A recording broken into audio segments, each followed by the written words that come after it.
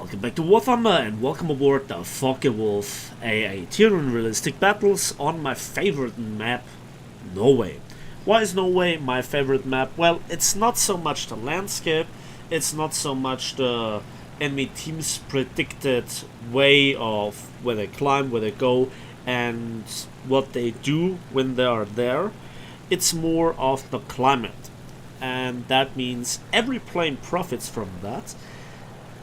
It's cold, so you don't get overheating issues. In this battle, I have to say I'm not quite sure if the A model still has this overheating issue, but that's not the point of this battle. I forgot something. This was the first battle of the day, and I forgot something.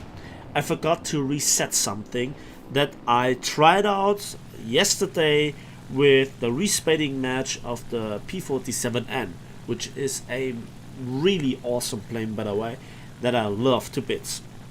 So back to the Focke-Wulf. Which armament do we have? Well, we have classical German armament overall. We have four 20mm MG151 cannons with 780 rounds in total. The two center-lined ones do have 250 per gun, and the outer ones 140 rounds each. Then we also have two 13mm MG131 machine guns with 800 rounds being mounted above the engine. And I'm using stealth belts on both, just for the sake of it. Now you also can equip the so-called Werfergranate 21 in two launcher tubes, one under each wing. One under each wing. Oh god, my English. And that gives it ground strike potential. You can more or less reliable take out one tank in tank RB. But the plane is a bit under engine, underpowered when it comes to climbing and acceleration. It's really not that bad when it comes to the controllability at high speed, but at low speed it's really a brick. But that's nothing new for Focke-Wulfs. So here on Norway, what do I do? What do I want to achieve with this plane? Well, I cannot outclimb the enemy. I can sustain a more or less okayish climb rate, but I certainly cannot compete with B-109s or the Italian aircraft therefore. So my goal here is to stay in the middle ground, and this is the overall strength of the Germans. When it comes to the actual fight, fighters versus fighters, please pay close attention to the radar and where the German team is, how many of German players there are, and what they're doing. And here you can see the big mistake that the Ally team is always making in each match, or in the overwhelming majority of cases that they make. I'm not ranting here, I'm just stating it here. A lot of those good fighters go simply ground striking. They're making the easy kills. They get a lot of score points, but then at the end of the battle, not even because of the loss, which is more or less inevitable, they don't get any civil lines and they don't get any research points in comparison to what you get for a player kill. And so I'm not quite sure what they are looking for. And now we have to attack the PB4Y. I don't like the PB4Y when playing it. It's really a bad plane, I have to say. It looks like an improved B-24, but in fact it's weaker. And now you can see what actually happens. I instantly pilot snipe this. Good. Okay, you can do this with any setting at all, with air target belts, whatever. It was kind of a lucky shot that I guess I hit both pilots, but that's not the point. It's where the shells went. I will come back to this later on. So, I'm at now under 4,000 meters, 3,500, and look at what's coming there. the Allied or the American and the British planes are spread out. The Germans are sticking together more or less. And look at this F-82. My shots don't really get there where I want them to go. And I was surprised that I did kill him there. Normally I don't hit the planes that I shoot at with that. And also that kill, I actually misaimed. Do you know what I'm talking about? Yeah. I have the conversion set to 800 meters. And in this battle, purely in this battle, I was like, wow. I'm hitting the targets a bit strangely, okay? That was my impression. I did not realize it up until the point that I looked it up, and it slowly dawned on me what happened there. So at this point, I'm below 2,000 meters, and now I also want to simply protect our airfield. I've done my job. I have 3 kills. Our team is in a big lead when it comes to planes. We have annihilated the enemy bombers, which are more or less predictable in what they're doing, except one of them. And we have dealt with most of the fighters. So now it's my job, or I think it's my job, to get some additional easy RP and civil lines by destroying the landing crafts. This is after I have dealt with a certain portion of the enemy player base, where I don't expect that I will get into the combat anytime soon. And watch the loop right now. I deploy the flaps to take off, and the plane just moves actually very nicely. But have you noticed how I shot at the landing crafts? This is how you should shoot at them with around about 500 meters of convergence. And now it dawned on me, yes, 800 meters convergence. And I'm not quite sure if this is something good or bad. I have mixed results with it. Sometimes you think, if I just had the other convergence. Sometimes you think, if I just had the longer convergence. Although there is no longer convergence than 800 meters. Except if you turn it off, maybe. So there is that. And now I'm really interested if I can manage to destroy the landing crafts. I'm pre-aiming with the machine guns, and there the last 2 remaining ones are gone. Now I want to simply go back to the airfield and rearm and also equip the Werfergranaten, the big rockets, to maybe take on one of the light cruisers. So I see 2 enemies left, and at that time and point I think to myself, the battle is already done. I'm not even quite sure if I will go back to the airfield, if it's even worth it. But you never know. The one thing that really is a problem for me personally is to lose speed at under 300 kilometers an hour with the Focke-Wulfs for landing, for maneuvering, whatever. Despite the landing flaps and braking and so on, they just don't lose the speed fast enough. Also, nose landing with them, it's difficult. Now about the handling. In this battle I didn't have to rely much on handling, turning or whatsoever. It was purely more or less head-on firepower, where the enemies never actually hit me. But you know, it is what it is. I actually didn't know which kind of video I want to show you, because I'm more or less already planning videos for the new patch, because it will be big, it will be huge, and there will be a lot of interest, especially when it comes to how the armor will work on the tanks.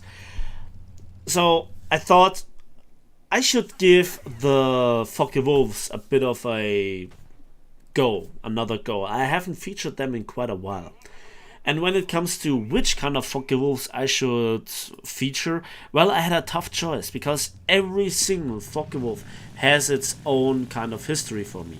There is the Focke-Wulf A1, one of the best planes when it was really good.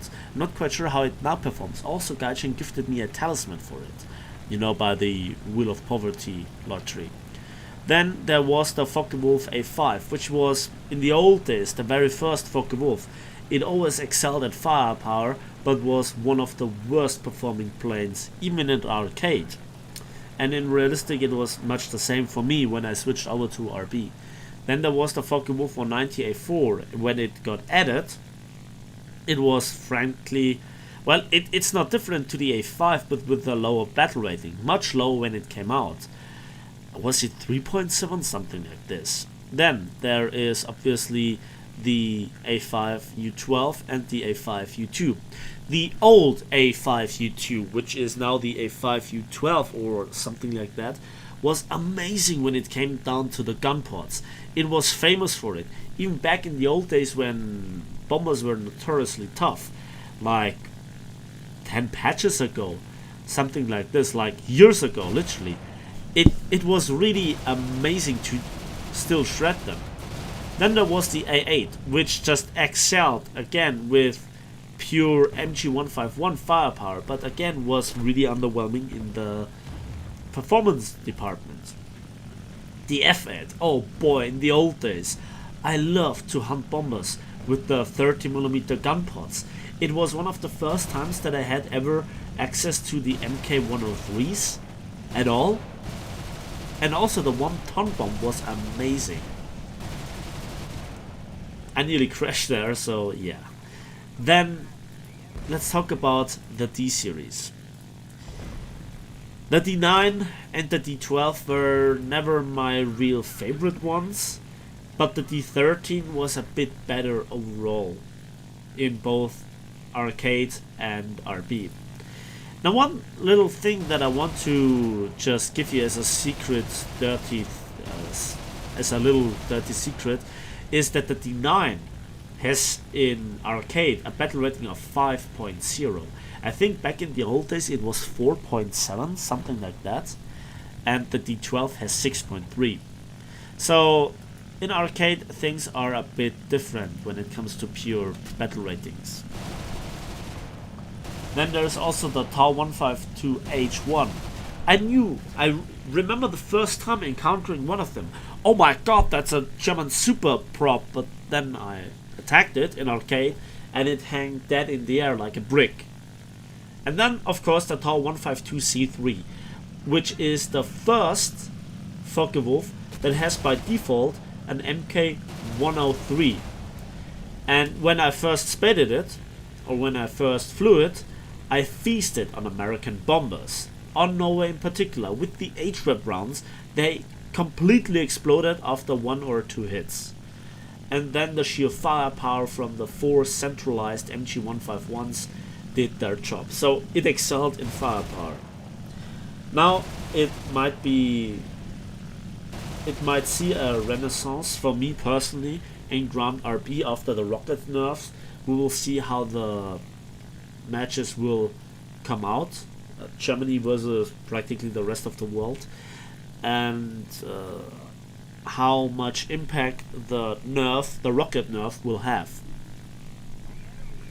Back to the Focke-Wulf. At this point in time I thought to myself, well, what about the last enemy? Oh, there he is, and he is in a Wyvern. I remembered one destroyer being destroyed by a Wyvern. I did not think that this guy would survive that long. He must have hidden himself. And at this point I think to myself, well, I still have the rockets. Should I rocket him? It would be amazing for a video. And the second you think about this, you know, I didn't want to take my chances. And the Wyvern is also a heavy brick. It's a turboprop. It has much more engine power, but is also very heavy. And he might also have a bit more payload left. I'm not quite sure. However, you can see the Wyvern is coming out of a acceleration / dive. He's much faster, and I still have the rocket pods on my wings. So now it's time to empty. And I see that in the background a P409G and a G56 are also approaching the combat zone. I'm not quite sure what this Wyvern intends to do. he can run away for quite some time. This Wyvern is really fast against German planes. I decide myself to attack a light cruiser with the big rockets, and all that I get, with 2 very good centralized hits, is a hit. Yeah.